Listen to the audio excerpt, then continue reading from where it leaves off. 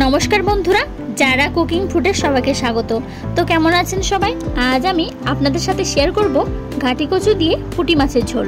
এই রেসিপিটি একদম পেঁয়াজ রসুন ছাড়াই আমি তৈরি করেছি। খেতে কিন্তু ভীষণই ভালো লাগে আর গরম গরম ভাতের সাথে খেতে অসাধারণ লাগে। চলুন তাহলে দেখে নেওয়া যাক আমার আজকের রেসিপি ঘাটি কচু দিয়ে পুটি মাছের ঝোল কিভাবে তৈরি করি। ঘাটি কচু দিয়ে পুটি মাছের ঝোল বানানোর জন্য আমি এখানে নিয়েছি পুটি মাছ। মাছগুলোকে কেটে পরিষ্কার করে ধুয়ে নিয়েছি।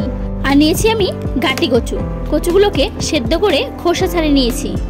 ঘাটি কচু দিয়ে পুটি মাছের ঝোল বানানোর জন্য আমি এখানে মশলা করে নিয়েছি কাঁচা লঙ্কা, শুকনো লঙ্কা বাটা, আদা জিরে বাটা, হলুদ গুঁড়ো, লবণ, গোটা জিরে, তেজপাতা, গরম মশলা গুঁড়ো আর নিয়েছি পরিমাণ মতো সরষের তেল। প্রথমে পুটি মাছগুলোকে ভেজে নেব। এর জন্য পরিমাণ মতো লবণ হলুদ তেল দিয়ে পুটি মাছগুলোকে মাখিয়ে নেব।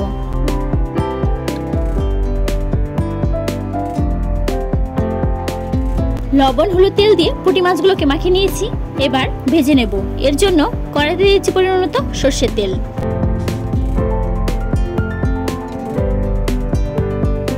তেল গরম হয়ে গিয়েছে। এবার পুটি মাছগুলোকে 2 থেকে 3 মিনিট ধরে ভেজে নেব।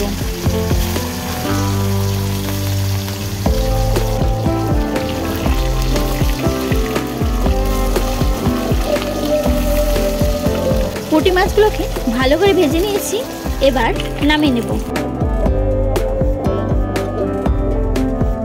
মাছ ভেজে নেওয়ার পর কড়াইতে তেল ছিল, সেই তেলে দিচ্ছি তেজপাতা, এরপর দিচ্ছি গোটা জিরে, এবার দিয়েছি সেদ্ধ করা ঘাটি কচু।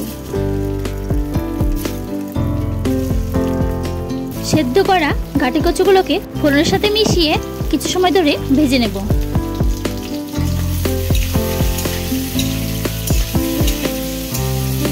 ঘাটি কচুগুলোকে হালকা করে ভেজে নিয়েছি। এবার দিচ্ছি পরিমাণ মতো লবণ, এরপর দিচ্ছি পরিমাণ মতো হলুদ গুঁড়ো, এবার দিচ্ছি শুকনো লঙ্কা বাটা, এবার দিচ্ছি কাঁচা লঙ্কা, এরপর দিচ্ছি আদা জিরে বাটা। এবার ঘাটি কচুগুলোকে মশলার সাথে মিশিয়ে 2 থেকে 3 মিনিট ধরে কষিয়ে নেব।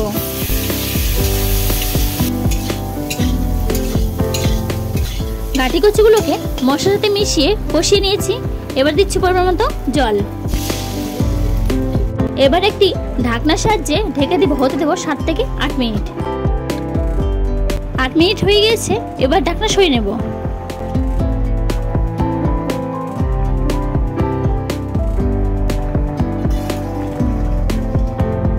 এবার দিয়ে দিচ্ছি ভেজে রাখা পুটি মাছ। মাছগুলোকে ঝোলের সাথে ভালো করে মিশিয়ে নেব।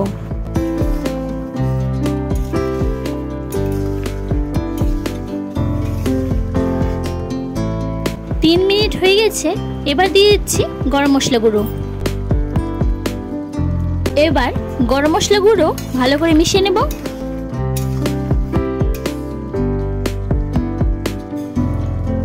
গরম মশলা গুঁড়ো ভালো করে মিশিয়ে নিয়েছি। ঘাটি কচু দিয়ে পুটি মাছের ঝোল একদম রেডি। এবার নামিয়ে নেব। তো বন্ধুরা, আমার আজকের রেসিপি ঘাটি কচু দিয়ে পুটি মাছের ঝোল আপনাদের কেমন লাগলো অবশ্যই জানাবেন। আমার ভিডিও ভালো লাগলে অবশ্যই লাইক কমেন্ট শেয়ার করবেন।